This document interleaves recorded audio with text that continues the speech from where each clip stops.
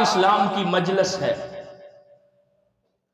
آقا علیہ السلام تشریف فرما ہے، صحابہ کرام ہیں۔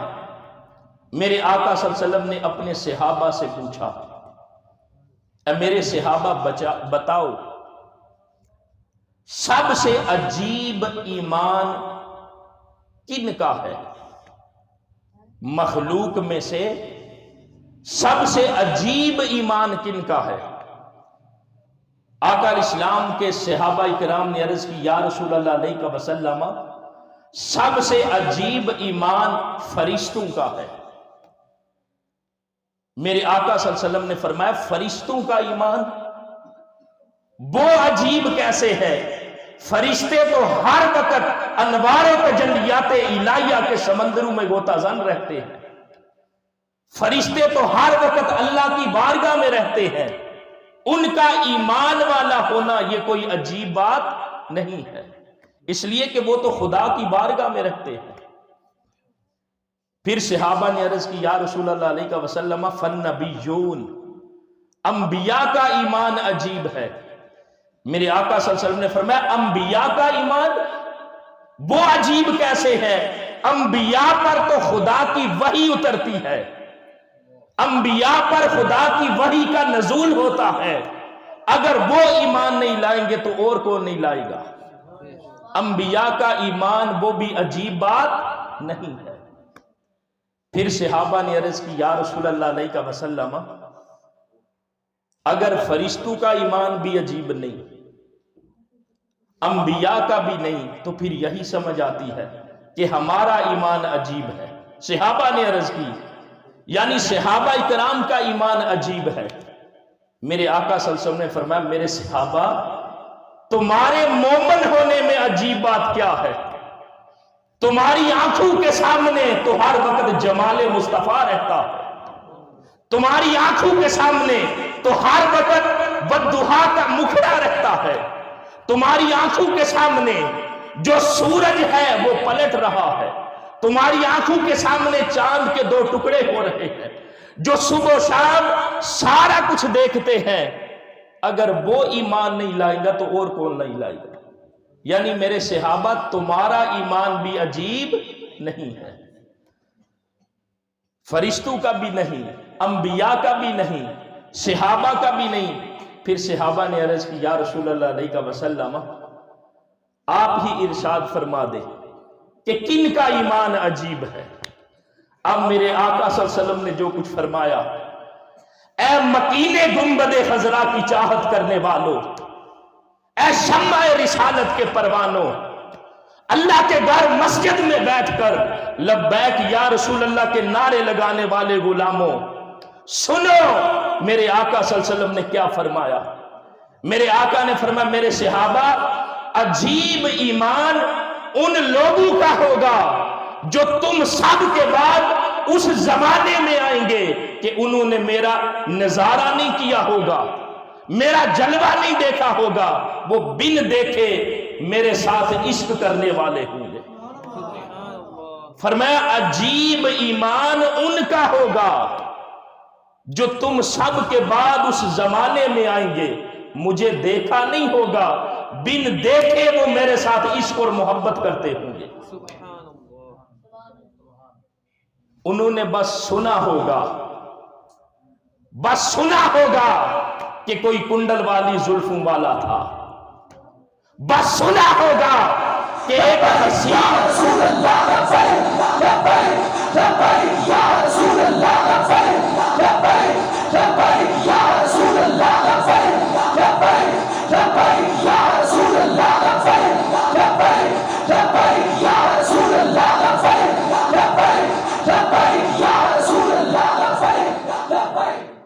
بس سنا ہوگا کہ کوئی ایسا حسین چہرہ تھا جس کے حسن کے سامنے سورج اور چاند بھی شرما جاتے تھے، بس سنا ہوگا کہ اللہ کا محبوب تھا، اس کو اللہ نے اس طرح شانیں عطا کی ہیں۔ اور میرے آقا نے فرمایا ان کے ہاتھ میں کتاب ہوگی قرآن، اس میں پڑھیں گے اور وہ مجھ پر ایمان لے آئیں گے۔ فرمایا عجیب ایمان ان کا ہوگا۔ اور پھر ایک حدیث میں میرے آقا نے کیا فرمایا؟ فرمایا مبارک ہو اسے طوبا لمن رآنی و آمن بی، مبارک ہو اسے جس نے مجھے دیکھا اور مجھ پر ایمان لایا۔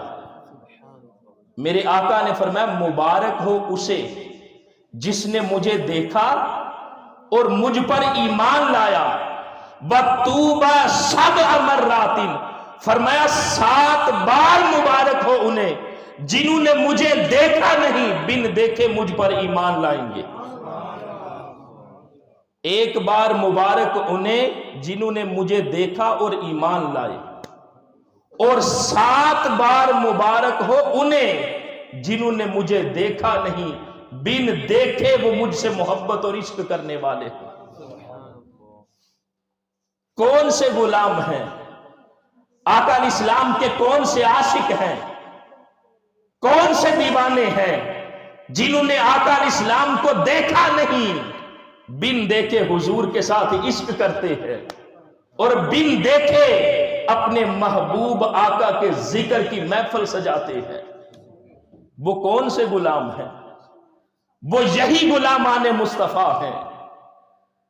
اور وہ جو محبت ہے نا آقا علیہ السلام کے ساتھ، اس میں راز کیا ہے؟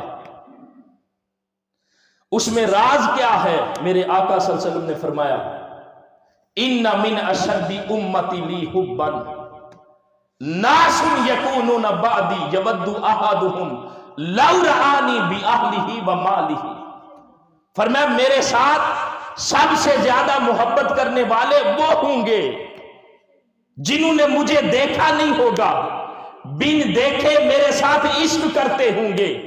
اور اس عشق اور محبت کا راز کیا ہوگا؟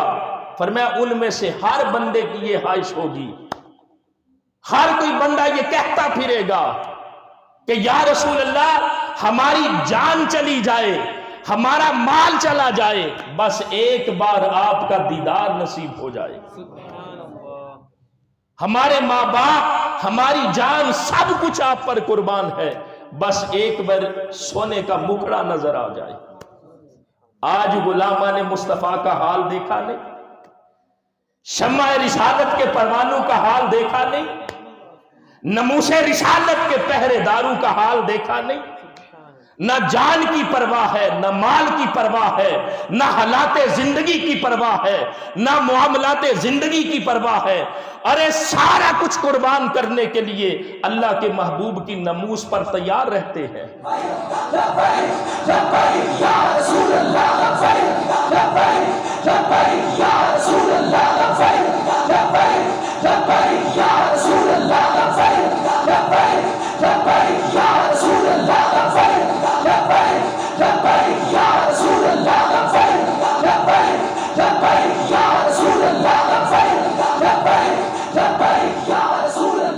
ان سارے غلامان مصطفیٰ کا حال یہی نہیں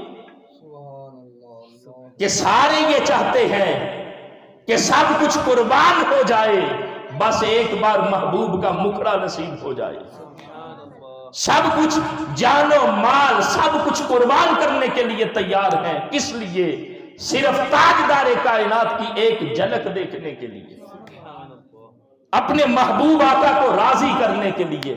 تو دوستان محترم، یہ جو عشق ہے نا، یہ جو اللہ کے محبوب کے ساتھ بن دیکھے عشق اور محبت ہے، یہ محبت انسان کے دل کو اس کام پر لگاتی ہے کہ بے شک شادی کا موقع ہے، لیکن اس موقع پر ہم نے حضور کے ذکر کی محفل سجانی ہے، اس لیے کہ وہ دل کے اندر اللہ کے محبوب کا عشق اور محبت ہے، وہ عشق رسول کی چنگاری ہے جو انسان کو ابارتی ہے کہ ہم نے آقا علیہ السلام کے ذکر کی محفل سجانی ہے۔